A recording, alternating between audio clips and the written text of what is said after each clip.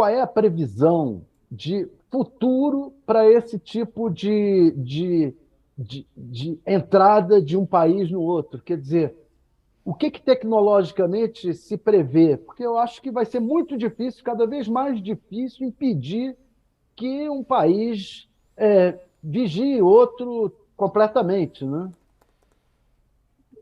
Bom, as leis internacionais são claras, né? Não é possível passar das fronteiras, inclusive as águas territoriais, e aí contando aí o espaço aéreo de um país, sem que esse país seja avisado de que está sendo invadido, ou de que está sendo invadido, inclusive, né? Que existe a declaração de guerra, mas de que está sendo monitorado. No Brasil, por exemplo, existe a lei de abate. A lei do abate prevê que, caso entre no espaço aéreo brasileiro um objeto voador não identificado ou uma aeronave que não esteja na frequência das torres de controle e não se identifique, não diga qual é a trajetória que vai fazer, enfim. Mas com o avanço da tecnologia vai ser cada vez mais difícil detectar essas coisas, não? É mais difícil detectar, mais difícil, mais frequente o lançamento, mas talvez mais fácil detectar, porque a gente consegue ter radares mais sensíveis para identificar essas transposições de fronteira. Então, a ideia é que haja uma cooperação internacional para que diminua a intensidade das ameaças e dos conflitos, para que não haja a violação do espaço aéreo dos países, né? É claro que as grandes potências vão continuar exercendo espionagem, mas a ideia é que se tenham relações boas com os países para que essa não se seja alvo de espionagem. Agora, é muito curioso a gente estar falando aqui sobre essas técnicas, vamos supor assim, de espionagem. O que é mais forte hoje, professora Mariana? Porque com o avanço da tecnologia, a invasão, né, os hackers e tudo mais, hoje qual é a maneira mais eficaz da espionagem? Porque esse sobrevoo, será que, como a gente está vendo aí, toda essa dificuldade, né? O que é mais eficaz? O que é mais utilizado em espionagem de países? Sem dúvida, a questão da cibernética, né, da segurança cibernética é fundamental para a segurança nacional e para a segurança internacional.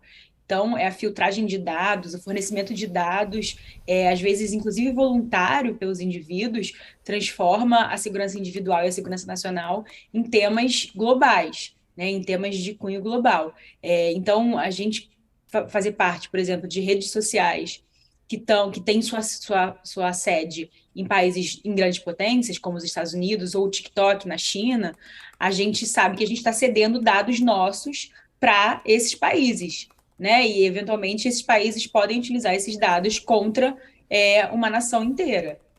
Porque vão ter esses dados cruzados com outros dados da própria migração, da própria receita, de cartão de crédito, etc., também baseados nesses países, e aí a gente tem uma jurisdição brasileira bastante violável, porque não é a única que tem acesso aos dados dos seus próprios cidadãos, né? Então, voluntariamente, a gente cede nossos dados para empresas que podem trabalhar com governos estrangeiros, e aí a gente não tem controle sobre os nossos dados e a gente ameaça, inclusive, nossa própria segurança nacional. Agora, não existe uma solução muito fácil para isso, né?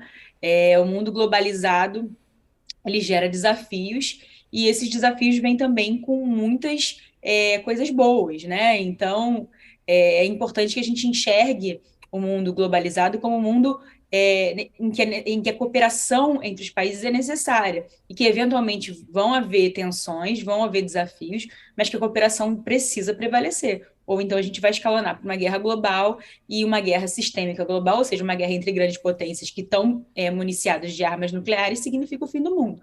Então, a gente precisa enxergar, olhar o mundo por uma lente de cooperação, não por uma lente de conflito. Esse é a maior necessidade do mundo. Inclusive o Kissinger, né, que o grande teórico e o grande consultor do governo americano, de todos os governos americanos relacionados a questões de geopolítica, ele fala sobre a necessidade dos Estados Unidos e a China evitarem uma armadilha, a armadilha de um confronto entre as grandes potências daquele tempo, porque não seria necessário um confronto, a cooperação seria possível, né? Inclusive seria boa para a vida da população dos dois países.